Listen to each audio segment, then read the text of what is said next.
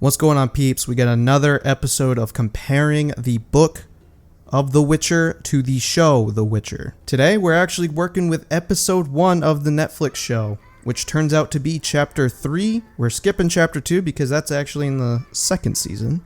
We'll get there. But if you don't already know, we are going through the book and the show, comparing the same scenes, seeing what they changed, if the changes they made even made sense, seeing if it stays true to the character and the story, and give an overall rating for the show.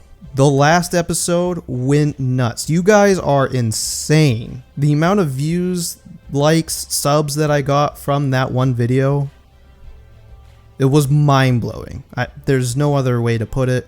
Thank you guys so much. I really appreciate it. You guys had some great comments, really helped me reflect on some information that I gave, and really made me think about it a little bit more. Again, I really appreciate it. It goes such a long way.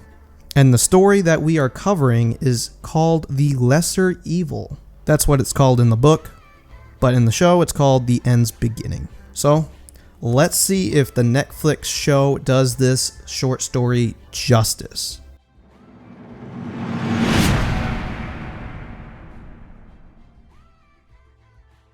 The very first scene, we see Geralt. So we're introduced to Geralt the Witcher with a slain monster riding on Roach. He's traveling to the Alderman in Blaviken. And that he has slain this monster about 4 miles away from town in a swamp. And we find out that it is a Kikimora. The town is in a little bit of chaos because the market is happening tomorrow. So Geralt brings the Alderman this monster and he asks if there's a reward for it. So Geralt finds out there is no reward for this monster, but he is informed that he should go see Master Irian, the town's local wizard, to see if he could use any parts of the Kikimora for any concoctions, whatever those wizards do. And so they head off to find this Master Irian.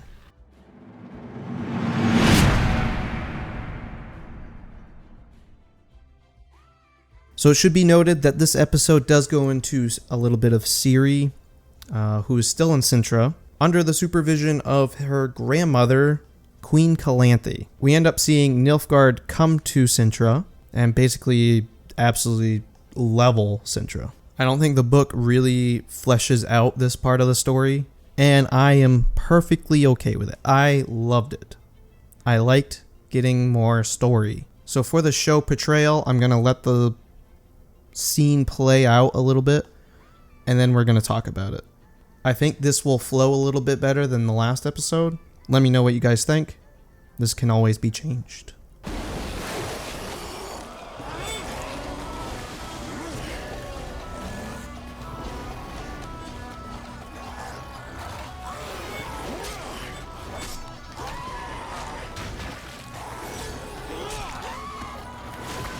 So I like this scene. This is really good.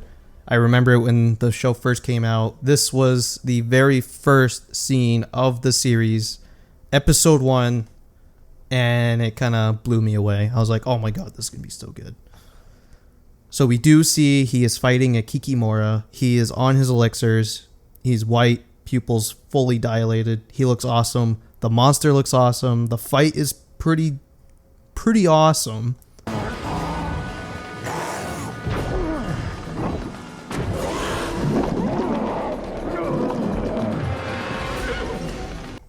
Now, I wish they didn't hold Geralt down there for so long. I wish he was a little bit stronger. But that's nitpicking at the smallest level right here.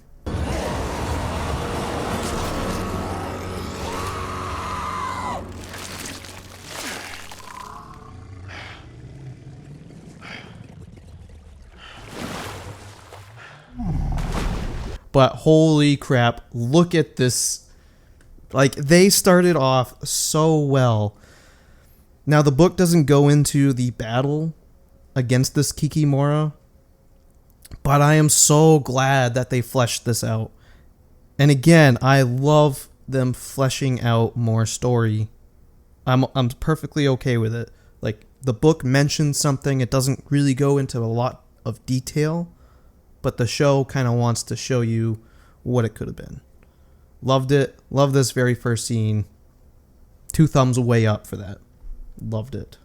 So after killing the Kikimora, he goes to Blaviken, where we find him at an inn, asking where the alderman is.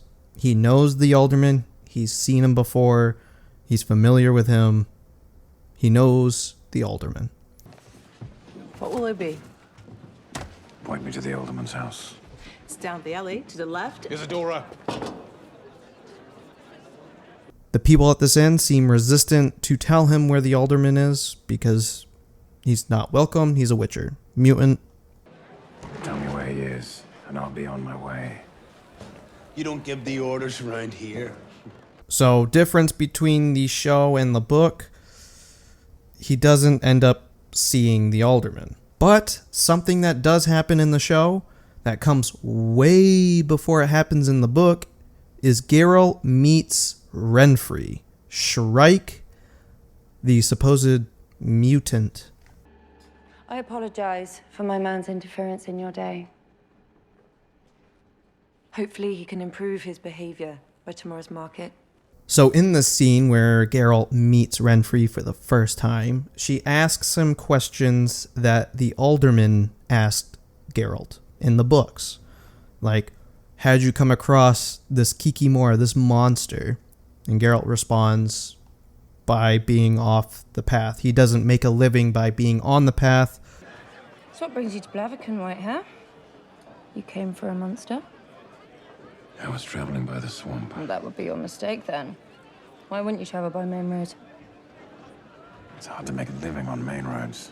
So this situation where Geralt runs into Renfri and her crew of bandits, thugs, whatever you want to call them, happens a little bit later on in the story in the book. It being here, I'm okay with it. I'm okay with this change. It's fine. They do a little bit of callback to the book by including some of the conversations that happened. Thank you. I appreciate that. Good fanfare. Sure. But someone else comes up in the scene and I'm not the biggest fan of it. Why it had to change, I don't know. I feel like the alderman actually being there. We'll watch it first. How much coin for your Kikimora then? So this is Meralka. This is the alderman's one of his daughters. I think he has a couple daughters. I think he has a son too, maybe. Besides the point, this is one of his children, and apparently she's an expert on monsters or whatever. Because this happens. I can also tell you that my father will have no use for this beast. Your father, the alderman. You should speak to Master Irion, our wizard. He's willing to pay for odds and ends he needs for elixirs. So why they needed the child to say this to Geralt? Probably to have a bigger impact later on in the show. She's pretty young to really know the ins and outs of what monster has uses and what don't. I'm not like completely mad at this change. I think I would have liked to have the alderman a little bit more. That's a little nitpicking. But also they throw this in. Because I'm a girl and girls can't be witches. Which I think is probably the stupidest thing I've ever heard. So they also wanted the daughter to throw this little nugget in there too. I mean, that's pretty blatant on what they think about witchers only being male because they're the only ones that can undergo those transmutations without dying. I'm pretty sure they've tried women, but they just died. They couldn't survive the trials. Also knows about witchers. This young girl seems to know a lot, surprisingly. Like a lot. All right, so we're basically in the same spot. We're off to see Master Irion to see if he has any use for this Kikimora.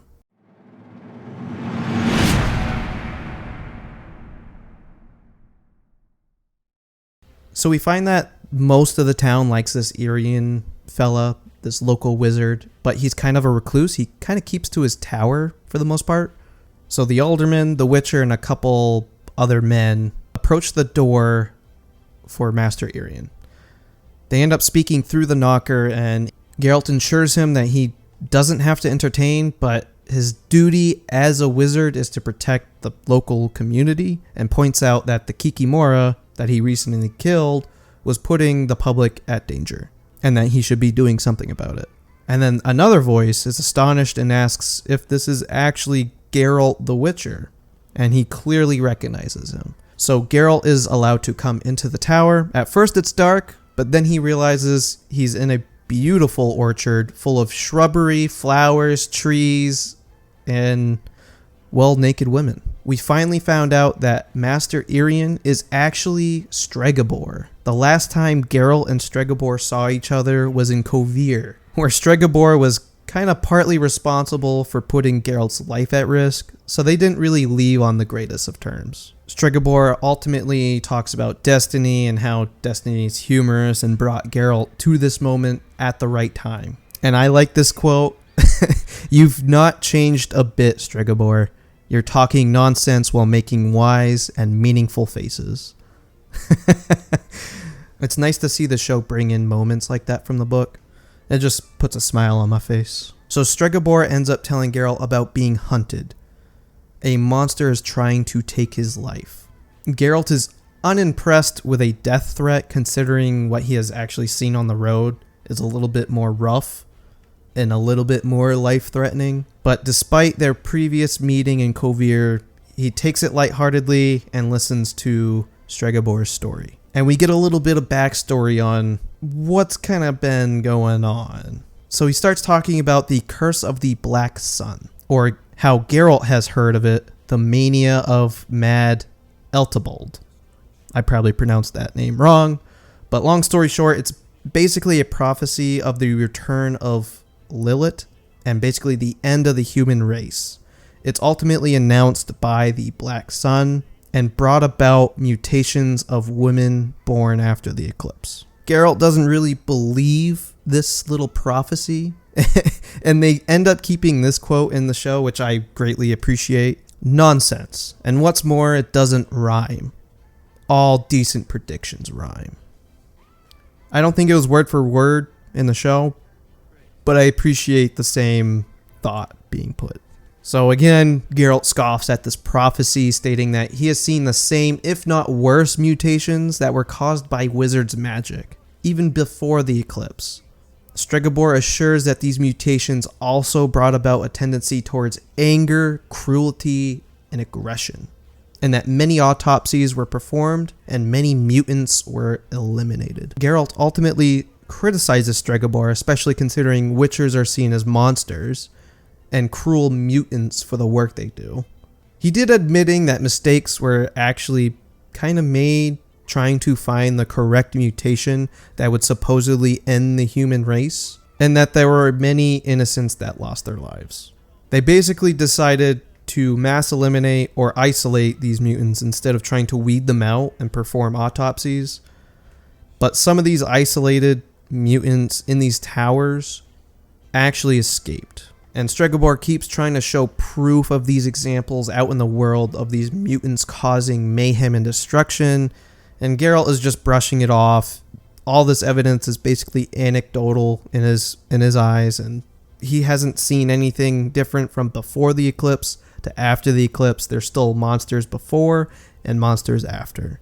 And like some of the cruel things that a lot of people have done, he says it sure would be nice that they could explain it away by having a mutation. That's kind of his point of view on this whole situation. So Stregobor finally gets to who and what this monster is coming after him. He talks about this girl that was born, of course, after the eclipse, and this one particularly was prophesized to bring the end of a family and many, many others. The prophesized girl is actually the first daughter of a prince in Creighton.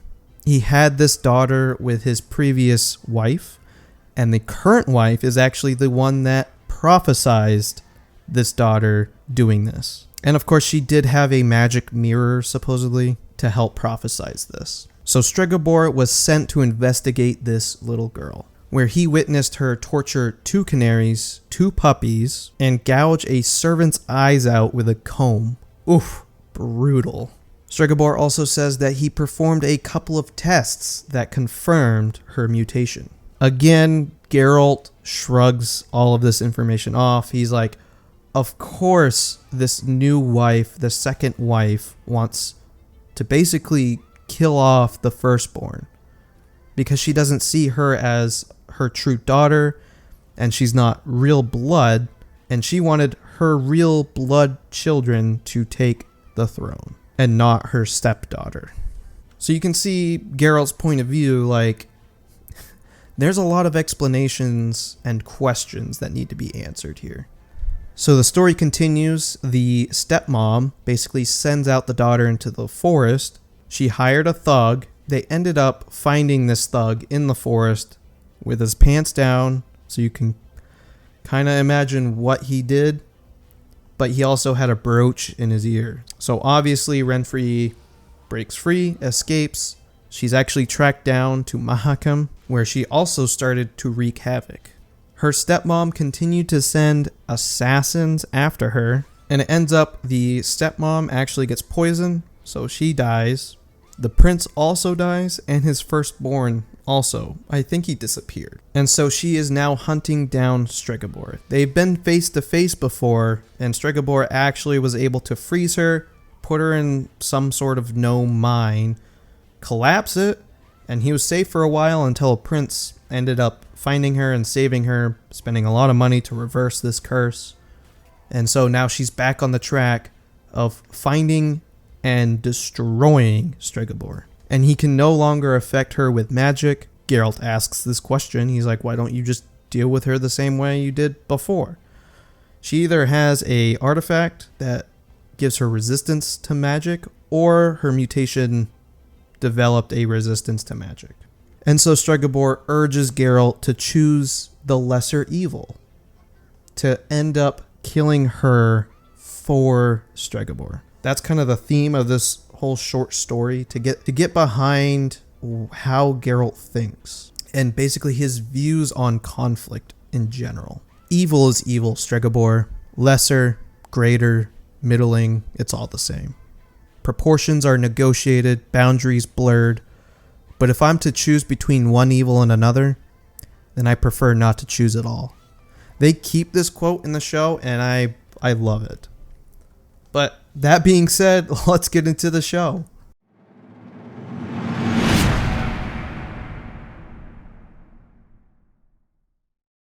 So again, we see Geralt approaching Stregobor's tower. Here we are. But this time, obviously, the big change is the alderman's daughter's there.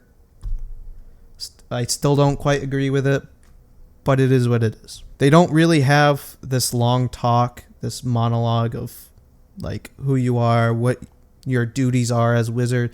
No conversation happens. Geralt actually sees or feels an illusion and then just walks right through it.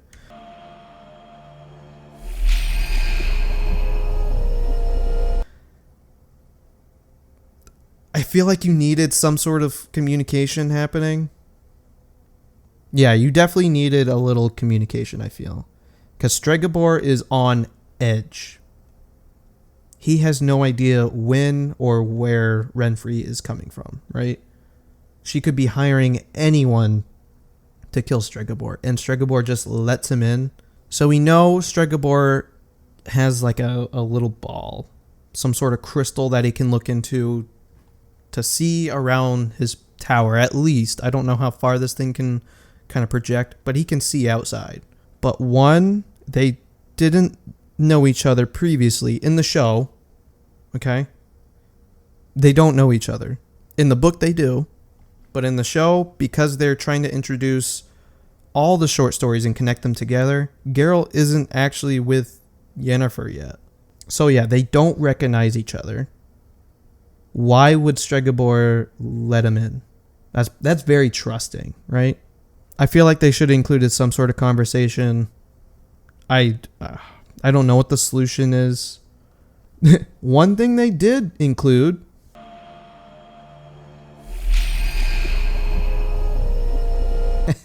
the knocker, of course. So in the book, it's a shape of a flat, bulging-eyed fish head. Looks pretty accurate. Holding a brass ring in toothed jaws. They can clearly have minute detail accuracy, right? This shows it. It seems like someone read the book, right?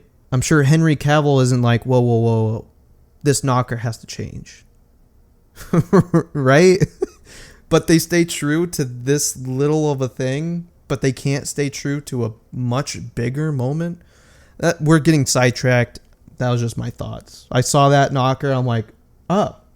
So we have Geralt walk through this illusion, and obviously blurring for obvious reasons.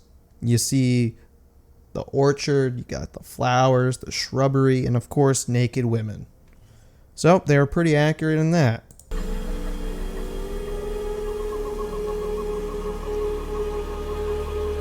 So we meet Stregobor for the first time. It's clear they don't recognize each other, and that's fine. It kind of makes sense with what they're trying to do with the whole season in general, as a whole. And I think they do Stregobor right. He looks like he would be a wizard, and that's how he's described in the book. As someone you wouldn't be surprised that they're a wizard or sorcerer. He's got the bushy eyebrows. I'm pretty sure they did his staff correctly too. But side note, little things, little details. Greetings. I'm Stregobor. Master Stregobor. You don't want my monster. You want me to kill yours. Very clever. So same thing in the book as it is in the show. He doesn't want the Kikimora, but he has a monster of his own. Wizards are all the same. You talk nonsense while making wise and meaningful faces. Speak normally. Just had to include that quote. Loved it. Love it. Small details they do really well with. Clearly. So we do have Stregobor talking with Geralt about the Curse of the Black Sun. So it is introduced in the show as well. Have you ever heard of the Curse of the Black Sun? It marked the imminent return of Lilith. Doesn't rhyme. All good predictions rhyme. They had to keep that quote in there. I love it. Again, great on small details. So we get pretty close. Basically the same story that we get from the book. I studied the girls born around the Black Sun, and I found horrendous internal mutations among them. But eliminating these women was the lesser evil. So Stregobor, as he did in the book, introduces this lesser evil idea. And that eliminating these mutations is the lesser evil. So great. Accurate to the book. Loved it. Good job. Under the Black Sun, so she's cursed. Do you consider me a fool, Witcher? Do you think I did not conduct research? Renfri was acutely affected. Her stepmother, ARDBEG, told me she tortured a canary, strangled 2 puppies, even gouged out her maid's eye with a comb. So with this scene, we see Geralt just shrugging off all this information, as he did in the book. Great job, great accuracy to the material, the source material. We also see Stregobor introduce ARDBEG, the stepmother of Renfri. So they are including basically almost everything that was in the book. I don't think I need to say anything. Good job. So I dispatched someone to follow Renfri into the woods. So small change here. It's actually Stregobor that sends this thug out into the woods with Renfri to kill her. But everything that happens in the woods, unfortunately, happens as well in the show. Robbing and murdering merchants on the roads of Mahakam impaled them on sticks at first, but soon She picked up sword skills. So good scene. So we know that she goes to Mahakam. So we know Renfri goes to this town, wreaks havoc. Same thing in the book. It kind of mentions why she might be called Shrike. You're not a man. You're a magician. She's resistant to magic. It's impossible in humans. Not mutated ones. Destiny. Kill her. A Kikimora kills because it's hungry. Renfri kills for pleasure. She is a monster. She is the last of Lilith's women. And she possesses the power to destroy us all. I love this. They are being so accurate to the book. I really don't have any bad things to say about this scene. Really. Again, with destiny or fate. He did bring it up in the book. Okay. I love this. Killing Renfri is the lesser evil. Evil is evil, Stregobor. Lesser, greater, middling. It's all the same. I'm not judging you. I haven't only done good in my life either. But now, if I have to choose between one evil and another, then I prefer not to choose at all. Oh my god. They did so well. This is so awesome to see. I feel like I'm reading the book again. Almost word for word from the book. Almost. They change a little thing here and there, but almost word for word correct. The meaning, the intention is accurate. They did this scene so well. So correctly. Obviously, they changed it on like the order of things that were brought up and how they were brought up. But all the content was there. Good scene. Good scene.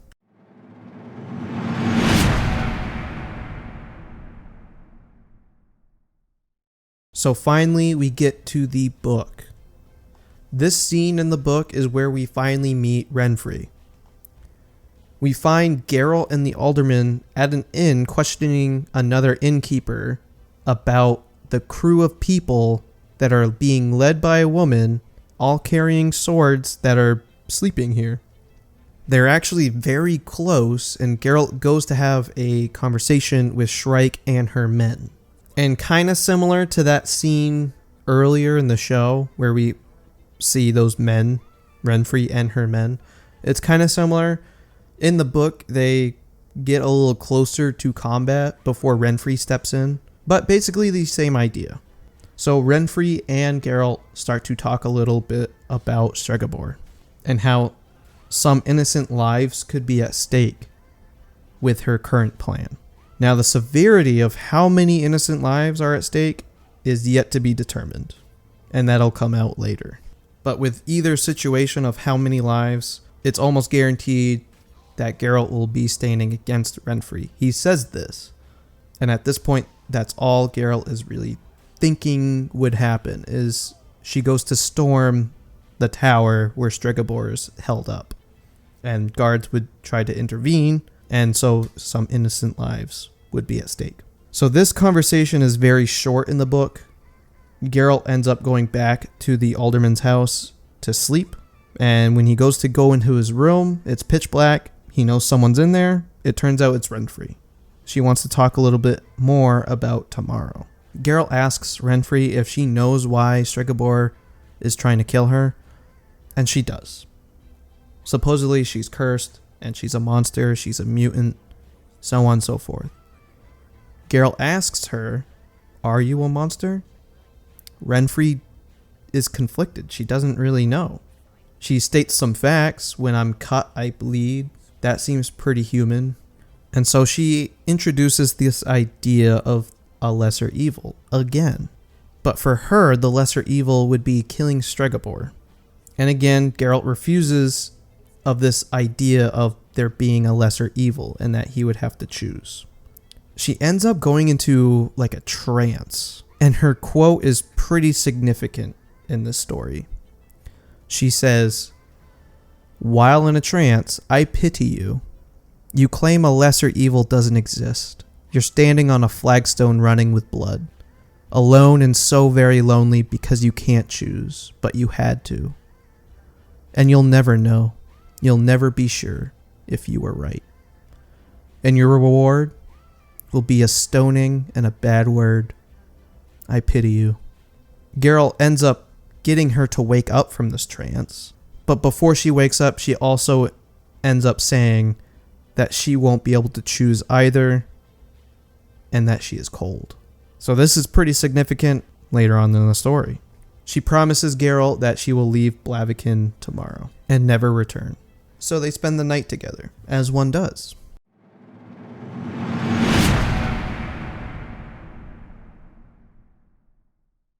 This is where it kind of changes quite a bit. Geralt doesn't end up going to the alderman's house. He ends up going into the wilderness. Why? Why wouldn't he stay in town? He stayed at plenty of inns. Maybe he just doesn't have the money. Honestly, that could be a reason. He did come here for a reward. Maybe he's low on funds. It was never explained. I'm just kind of including why I think the scene happens this way. But getting into it.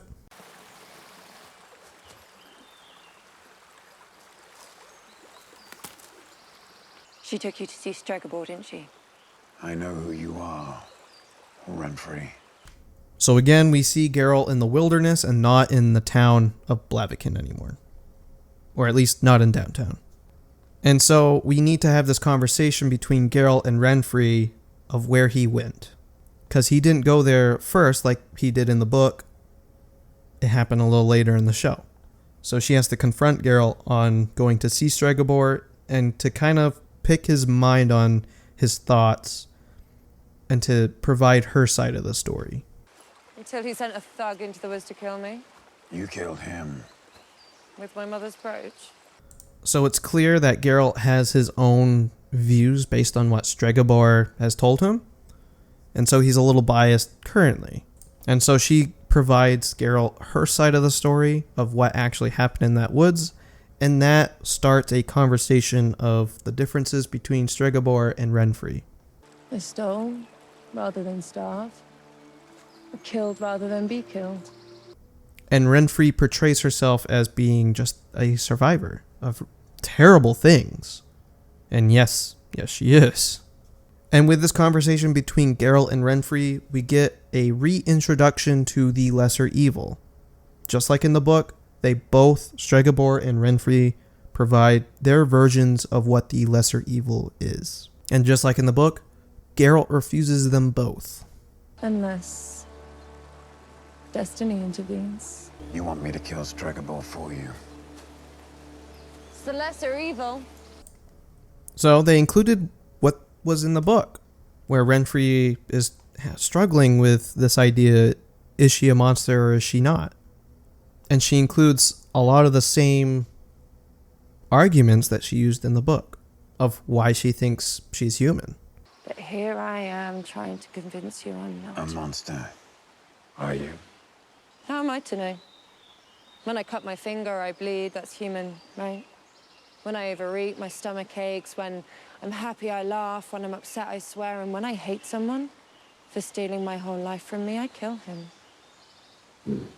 Something that they included in the show that they didn't really include in the book, which I agree with this change, is the following. People call you a monster too. A mutant. What if they come after you? Attack you? They have. Why not kill them? Because then, I am what they say I am. So the show introduces that, where Geralt has the same problem, where people see him as a monster and he struggles with this because he fights with his humanity, his human side, and his monster side. Just a quick note, oh my god, does anyone else have these books? These illustrated editions? I have all of them. We'll get to them. Maybe. The show seems like it's going to be canceled. So I don't think we're going to be seeing all of the story. But dang, those books look good. The illustrated editions, whew. Highly recommend you get those instead of the Netflix fucking logo books. Ugh, those things are not ideal. So Renfri goes off somewhere, I'm not sure. But she ends up coming back and they finish off basically the scene that was in the book. I made my decision. Tomorrow I'll leave Bavican. For good. And when I say they finish the full scene in the book, they finish the full scene in the book.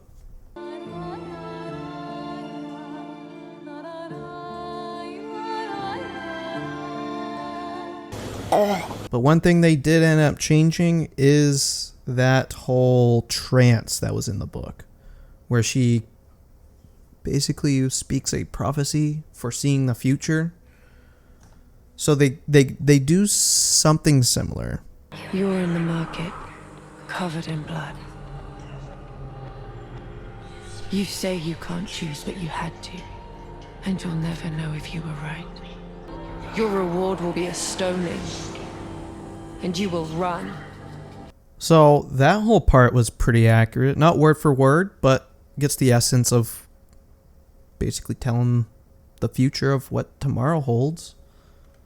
So pretty accurate to the book, but because they're trying to include all these short stories together in a whole season and trying to link each story together, they had to include a little bit more prophecy. You will try to outrun the girl in the woods, but you cannot. She is your destiny. Renfri. So they had to include a little bit about Ciri and his destiny with Ciri.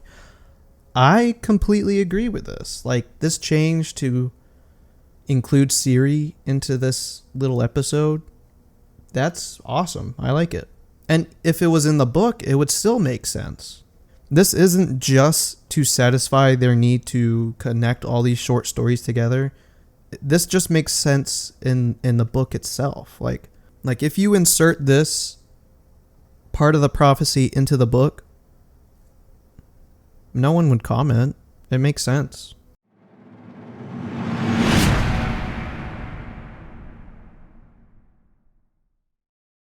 All right, we basically got one scene left. This is the home stretch. Let's go. So during Renfri's and Geralt's conversation the night before, she mentioned something about the Tridum ultimatum. Geralt doesn't really know what that is, and she kind of disregards it. He asks what it is, and she ignores it, kind of. So in the morning when Geralt wakes up, he realizes Renfri was dishonest with him. She's not leaving. In fact, she plans on killing a lot of innocent people. How does he figure this out? Well, the alderman tells him a little story about Tridum and like what exactly happened there. Why did he tell this story? Well, one of Renfri's henchmen was recognized by basically the town as being one of the people that were part of that Tridum event. So basically the story of Tridum is prisoners escape and they hold a lot of innocent people for ransom, or as hostage, I should say.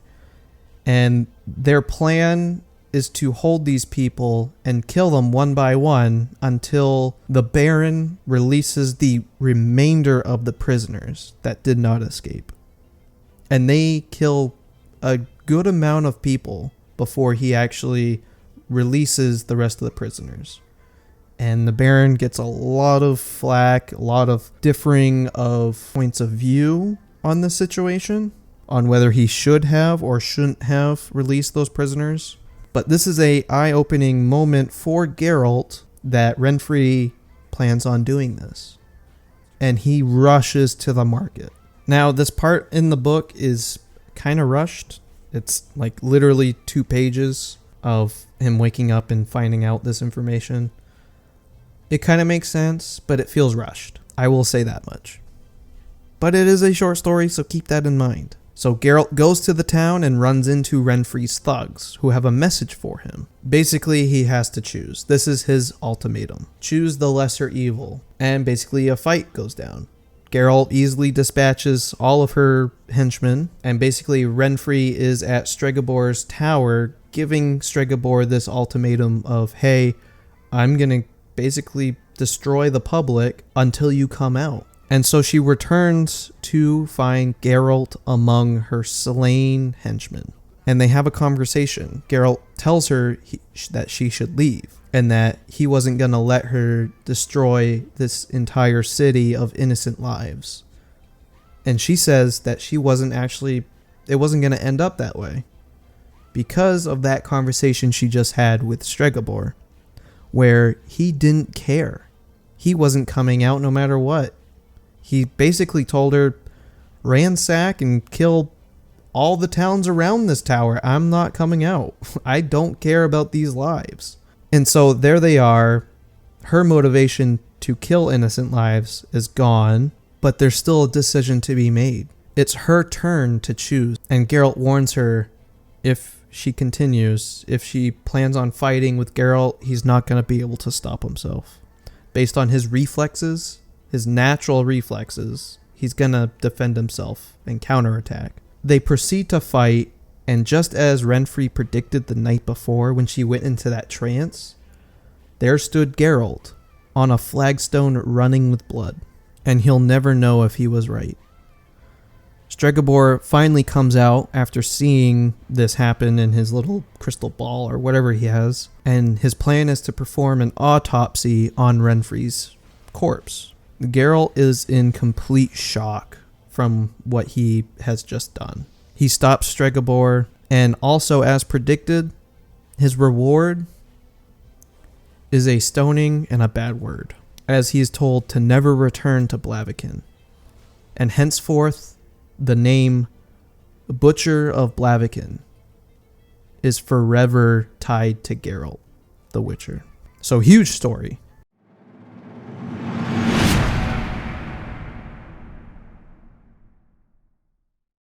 Basically, he has that dream of that prophecy that Renfri was speaking in his dream. So similar to the book, based on that prophecy, Geralt was able to determine that Renfri was dishonest with him and is actually going to the market. Now, I don't think Geralt knows what her intention is, but regardless, he's trying to prevent innocent lives from being lost. That is his ultimate goal. I don't think we need to know how many. So this change, I'm okay with.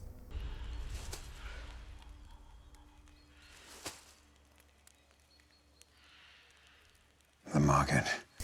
It's kind of funny to see that reaction. So in the prophecy, she does say, you're in the market covered in blood. Would he really make that kind of decision based on a dream? Let's just say he would. Because it's better to be safe than sorry, right? Where's Renfri? She's at the tower with your little friend, Varelka. So Renfri is at the tower with Varelka. This is what I was talking about before. Why is this daughter introduced? Maybe it has a more of an impact, but this character obviously needed to be built to have some sort of emotional response, right? Geralt had to care for some reason. Now, did it have to be the alderman's daughter? Could it have been just the alderman? Like, I'm okay with this change. It's alright. I feel it's kind of forced, but I'm okay with it. I'm really nitpicking this. It doesn't have to be that way. It just doesn't quite make sense as why the alderman's not part of the story, because, like, Geralt knew him more. That's my opinion. I would have preferred the alderman. You have to choose the lesser evil. It's an ultimatum. Get it? So just like in the book, she presents an ultimatum for Geralt to decide.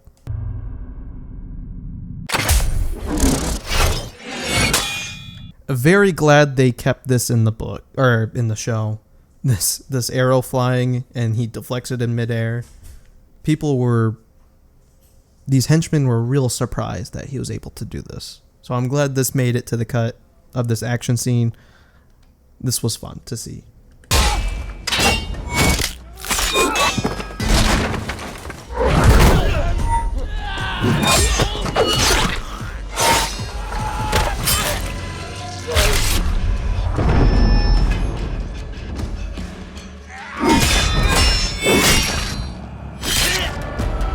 Now this fighting scene was awesome. Geralt absolutely destroyed these henchmen, and it was really fun to see. They kept it accurate as it was in the book. Maybe not like how the fight went down, but that Geralt absolutely destroyed these people. So that was really fun to see. I loved seeing it. You chose. Let the girl go. So as I said, they needed, for some reason, to include an extra motivation for Geralt to be here and to protect lives. Just keep in mind, Marelka is held hostage, and later on in almost the same scene, she basically tells Geralt off, even though she saved her. This is kind of why I didn't quite agree with this change, because this part didn't really make sense. Because it basically shows Marelka as intrigued by the Witcher lifestyle. She knows she's not afraid of a Witcher. And she kind of builds up a little bit of a relationship with Geralt. And then she's a hostage, and Geralt kills the person that she's being a hostage to. And then she kind of like tells Geralt off. It doesn't quite make sense. I don't agree with this change entirely. This part could have been altered. They could have done a little bit better on this part. If we cross swords, I won't be able to stop. Love this quote. It was in the book. If they cross swords, not word for word, but basically Geralt's gonna have to defend himself, and his reflexes won't be able to stop his reflexes. So I enjoyed seeing this. Good job. And the fight scene, really good. Loved it.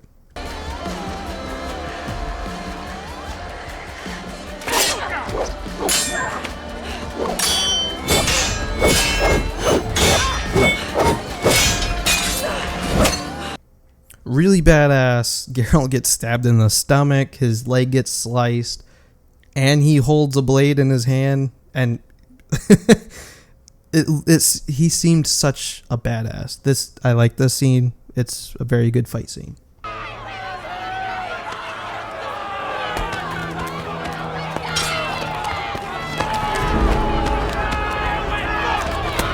And just like in the book, and just as predicted by Renfri, a stoning is his reward. Get out of Blaviken, Geralt.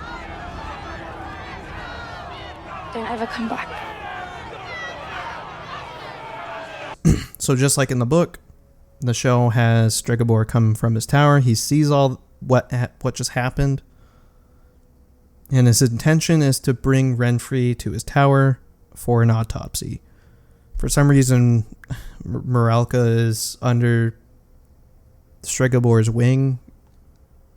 Okay, sure, whatever. And like I was talking before, Marelka, he just saved your life. What are you doing? Whatever. So overall, I think they did really well keeping accurate to the story from the book. The source material, I feel, was followed very closely. Changes here and there to include their greater story arc of including Ciri and kind of linking all these short stories together. And all their changes, for most of it, I agree. Marelka, I'm kind of iffy on, but I feel like that's minor.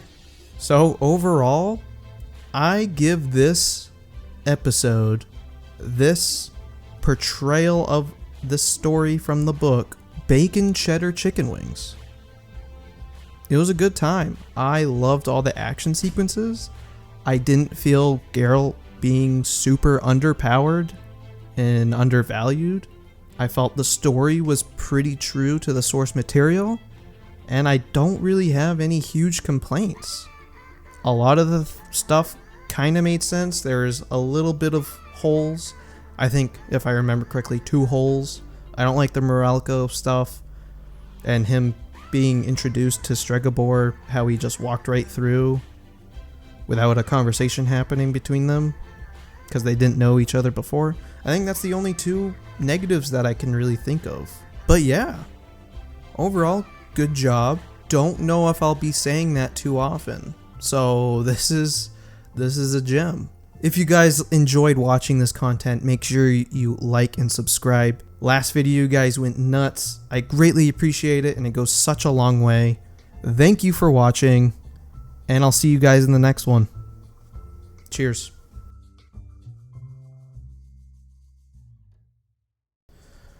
Okay. Can you lie down? I can hear you click, clack, clacking. What did I just say? So what I'm gonna... So for the show... I have just one thing to say to you.